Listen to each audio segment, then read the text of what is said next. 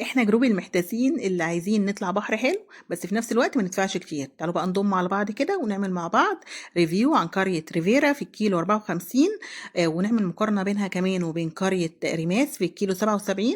يلا بسرعة تعالوا نبتدي الفيديو. بس لو أول مرة تشوفوني، أنا اسمي فاطمة وبعرف فلوجات وريفيوهات كتير أكيد هتفيدك. مش تنسي تشتركي في القناة وتعملي لايك وشير كتير للفيديو. يلا بينا. أول حاجة دخلنا القرية، وده بيبقى شكلها، وهي تبقى قرية كبيرة جدا. يعني اول حاجه عايزه اقولها لك ان لازم يبقى معاكي عربيه. لو مش معاكي عربيه هتحتاسي بمعنى اصح. بيبقى فيه جولف كار، بس عن نفسي انا ما شفتوش. بيقولوا ان هو بيبقى ب 40 جنيه، بس انا اهو لفينا في القريه اهو زي ما انتم شايفين وما شفتهوش نهائي. دي اول حاجه عايزه الفت نظركم ليها. لكن قريه ريماس، انا كنت عامله لكم ريفيو عنها قبل كده في الفيديو اللي قبل ده على طول. بصراحه كنتش تقدري انك تمشي في كل حته، كان كل الخدمات تحتيكي، وهي قريه صغيره جدا. لكن قريه ريفيرا قرية كبيرة، والشاليهات بالعرض مش بالطول زي باقي القرى. تعالوا بقى دلوقتي هنشوف الشاليه اللي انا كنت ساكنة فيه، وهقول لكم عن كل تفاصيله. وكمان لو عايزين تاخدوا رقم الاونر ممكن ادولكم عادي جدا. بصراحة اتبسطنا جدا. القرية لذيذة جدا، بس هي قرية عائلية. يعني متهيألي الشباب يعني اللي في سن 20 سنة مش هتبسطوا فيها قوي، لان هي قرية هادية قوي. بس هاقول لكم تعملوا إيه. لو برضه حتى شباب هاقول لكم تعملوا إيه. تعالوا أول حاجة بقى بنشوف مع بعض الشاليه. هي أولًا كانت فيلا عبارة عن 3 أوض و2 حمام ومطبخ. ده شكل الأوضة. الأوضة بتبقى كبيرة جدًا كده. فيها أول أوضة بيبقى فيها سرير كبير، وفيها شباك كبير بحري بيجيب هوا رهيب بالصراحة. والأوضة ديّة ما فيهاش ولا تكييف ولا مروحة لإن هي بحري. وبالصراحة ما كناش محتاجين فيها أي حاجة. وفيها كمان الدولاب اللي أنتم شايفينه ده، وفيها كنبة. الأوضة التانية فيها سريرين زي ما انتم شايفين كده، وفيها برضو شباك ومروحة وتكييف. وكان فيه كمان أوضة تالتة برضو نفس الموضوع، سريرين بس ما كانش فيها دولاب، وكان فيها تكييف وكان فيها مروحة. ومساحة الأوضة كبيرة وواسعة ومش ضيقة أبدا. ده بقى الريسبشن. الكنبة دي بتقدري تفرشيها سرير، يعني يقدر يقعد عائلتين في الفيلا دي. وكمان فيها سفرة وفيها التلاجة زي ما انتم شايفين كده، وفيها كراسي كتير، يعني عشان لو عيلة كبيرة تقدروا تقعدوا. وده الباب بتاع الشقة. وده شكل المطبخ أمريكاني زي ما انتم شايفين كده، وفي بوتاجاز وفي فرن والحوض، وكان فيه أطباق متوفر كل حاجة. دي بقى شكل الفراندا الرهيبة اللي انت تقدري تقعدي فيها الصبح أو بالليل ومفيش حد كشفك، وتقعدي براحتك. وهي الفراندا طلة على الجنينة. وكمان في منشر اهو زي ما انتم شايفين. انا بس كنت بصور لكم الشاليه ده بالليل، كنت خلاص همشي فقلت اصوره لكم. نص الشاليه صورته الصبح، نص صورته بالليل. ده شكل الجنينه كده. طبعا احنا ايه، كنا طول ما احنا قاعدين بنسقي في الجنينه بالصراحه، يعني كان صعبان علينا الزرع. وده شكل المنشر. وكمان ايه، في حبلين. ايه بقى الخدمات الموجوده فيها؟ زي ما انتم شايفين كده جامع، وفي كمان سوبر ماركت، وحتى الانابيب موجوده عند بتاع السوبر ماركت، وفي بتاع سمك اهو زي ما انتم شايفين. وفي انك تقدري تشوي بقى مشويات، اي مشويات انت عايزاها يقدر ان هو يشويها لك. ده شكل القرية بالليل. هي قرية هادية جدا زي ما قلت لكم. بس النقطة اللي هقولها لكم برضو هقول لكم تاني، لازم يبقى معاكم عربية. كل الحاجات دي بعيدة، القرية كبيرة، يعني ما تتمشيش. يعني ما نقدرش نمشي. الحاجة الوحيدة اللي كنا نقدر نمشي لها هي البحر. وكان في بول قريب مننا، بس ده كان للملاك وهوريه لكم برضو. بس هم ناس مرنة بالصراحة. ده شكل بقى البحر بتاع ريفيرا. حلو جدا. طبعا البحر بتاع ريفيرا او ريماس كله بحر واحد. ده زي ما بيقولوا كده، ده الساحل الطيب. البحر ممتاز جدا، بس احنا طبعا ما نزلناش لان احنا كنا رايحين في اول 7، وكانت موجودة النوة، وكان البحر عالي زي ما انتم شايفين كده. وكان في حفر وبتاع، وكان المنقذ قاعد، وكان ممنوع النزول. بصوا شكل البحر يعني يجنن، ونضيف جدا، ما فيهوش اي حاجه. بصراحه ما فيش ولا كلمه على الشاطئ. بس البوينت اللي عايزه اتكلم فيها ان الشاطئ ما كانش فيه الدش اللي الولاد بيستحموا فيه ده ما كانش موجود. ما اعرفش ليه، مع انه كان موجود في قريه ريماس. ما كانش موجود عندهم. ولا كمان كان في كافيتيريا على البحر، ودي كانت حاجه رخمه برضو. يعني افرض احنا عايزين نشرب اي حاجه، ما كانش موجود بصراحه كافيتيريا على البحر. ده بقى احنا دلوقتي رايحين البول.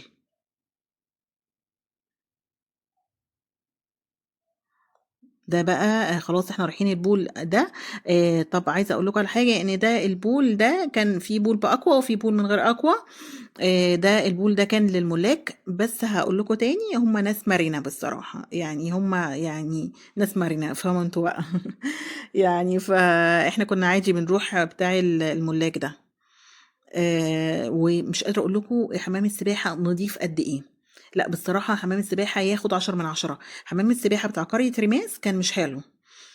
لكن قرية ريفيرا بصراحة مهتمين جدًا بحمام السباحة، وكمان كانوا الولاد لمّا ينزلوا في قرية ريماس كانوا لمّا بينزلوا الpool كانت عينيهم بتحمَر جدًا، تقريبًا هم ضايفين كيماويات كتيرة في الpool. بصراحة نزلوا حمام السباحة ده ما جرالهمش أي حاجة، يعني ولا عينيهم وجعتهم ولا احمرِّت الإحمرار الرهيب اللي هم كانت محمَرة في القرية التانية، ده كان الفرق بصراحة. وده وكمان الdesign بتاع حمام السباحة ده أحلى من بتاع قرية ريماس. ده حمام السباحة بقى اللي بأقوى، زي ما أنتم شايفين كده موجود 3 ألعاب، ده للملاك والمستأجرين عادي جدًا. الحمام بتاع الأقوى ده بيفتح الساعة 13:00، أي pool عامةً بيفتح هناك بيفتح الساعة 13:00 وبيخلّص الساعة 19:00. طبعًا الولاد كانوا مبسوطين جدًا بموضوع الأقوى ده. كان بقى موجود على الpool ده كان في كافتيريا، لكن على البحر ما كانش في، دي كانت حاجة مضايقاني جدًا على فكرة. بُصّوا أهي الكافتيريا أهو أنا قرّبتها لكم علشان تشوفوها، يعني موجودة على الpool على طول نقدر هو عامةً في حد بيعدّي عليكِ بيسألِك أنتِ عايزة إيه. طيب هتخرجي فين في الساحل بقى؟ طيب تعالوا أقول لكم هنخرج فين في الساحل. لو رُحتِ بقى الساحل الطيب اللي إحنا بنروحه ده بتاع الناس الهاديين دول اللي زينا، هتروحي فين؟ ممكن تروحي مول زهران، تعملي shopping في زهران، وكمان في بقى كَم ألعاب بقى زي اللي أنا هاوريها لكم دي، في ألعاب كتيرة جدًا فيه، وألعاب مميزة، اللعبة ب80 جنيه. في بقى ألعاب كتيرة، يعني تقدري تشوفي ألعاب كتيرة. في كمان تقدري تعملي shopping من هناك، الshopping من هناك حلوة جدًا، في مطاعم بقى كتير، وفي كافيهات كتير، وفي محلات لحاجات المصايف والشنط والaccessories، يعني حاجات كتيرة جدًا، يعني مول زهران ده عالم لوحده كده، وفي سينما. موجود فيه حاجات كتير جدًا، تقدري تخرجي تروحي مول زهران، أو ممكن كمان هابقى أورّيكم برضه في نفس الفيديو، ممكن تروحي عند فتح الله برضه عاملين الفتح الله ده قبل الكارتة، قبل الكارتة على طول. إحنا أصلًا قريبين من الكارتة جدًا، قرية ريفيرا دي قريبة من الكارتة جدًا. فهتلاقي برضه عندهم حاجات نفس موضوع مول زهران، يعني حاطين ألعاب كتير جدًا، في كافيهات ومطاعم ومحلات كتير جدًا تقدري تشتري منها أي حاجة. وفتح الله كمان بيبقى عامل عروض حلوة جدًا، وزهران كمان بيبقى عامل عروض حلوة جدًا. أدي كده خروجتين، والتالت بقى خروجة تقدري تروحي مارينا. طبعًا يبقى معاكِ QR code لمّا تبقي واخداه من حد موجود owner في مارينا، أو في ناس بيبيعوا الQR code عادي جدًا. وتقدري تدخلي بيه مارينا أو مراسي أو أمواج أو هيسندا، أي حاجة بدل معاكِ QR code وعرفتِ تشتريه، أو حد يدّيكِ الQR code بتاعه، تقدري تدخلي وبرضه تتفسحي. يعني في ناس كتيرة جدًا بيشتركوا أو بيروحوا القرى بتاعة الساحل الطيب ده، وبعدين يخرجوا بقى في الأماكن اللي هم عايزينها. بتبقي قريبة من مارينا 1 و2 و3، وبتبقي قريبة من هيسندا، وتبقي قريبة من العلمين، يعني تقدري تروحي في أي مكان. بُصّوا بقى هناك بيعتمدوا على إيه، الحاجة بتبقى غالية شوية بس مميزة. يعني بصراحة كان في شوية تشكيلات طواقي وكابات حلوة جدًا، كان في accessories حلوة جدًا، بس هي الحاجة بتبقى غالية شوية، بس بصراحة بيجيب لِك قطعة من الآخر. ومحل الشنط ده برضه، ده كان عند مول زهران، برضه عنده شوية حاجات رهيبة. وده محل accessories برضه، أو حاجات stainless وحاجات صيني وكده، حلو جدًا، يعني عنده حاجات مميزة جدًا. يعني هُم بيجيبوا لِك قطع مميزة بس بتدفعي فيها رقم محترم. بُصّوا أهو heart attack، جميع بقى المطاعم اللي أنتِ نِفْسِك فيها هتلاقيها هناك. وطبعًا وفي وي واتصالات وفودافون وكل حاجة، كل حاجة هناك في مول زهران. يعني يبقوا روحوا هناك هتستمتعوا جدًا، يعني المكان هناك حلو جدًا. لو أنتم مش عارفين تدخلوا مارينا وبورتو مارينا وهايسندا وكلام من ده، مش عرفتوا تتصرفوا في QR code، وده زهران، يعني تقدروا برضه تخرجوا فيه. لان القرى بتاعه الساحل الطيب دي قرى هاديه، يعني قرى بسيطه كده، هي اهم حاجه ان بحر حلو وشاليه حلو، فيها الخدمات اللي انت عايزاها. بس هتزهقي من القريه شويه، فهتكوني اكيد عايزه تخرجي، فتقدري بقى تروحي مول زهران او عند فتح الله. دي برضو الالعاب اللي هناك العاب برضو كويسه جدا، يعني برضو سعرها 80 جنيه، كل لعبه من دي سعرها 80 جنيه.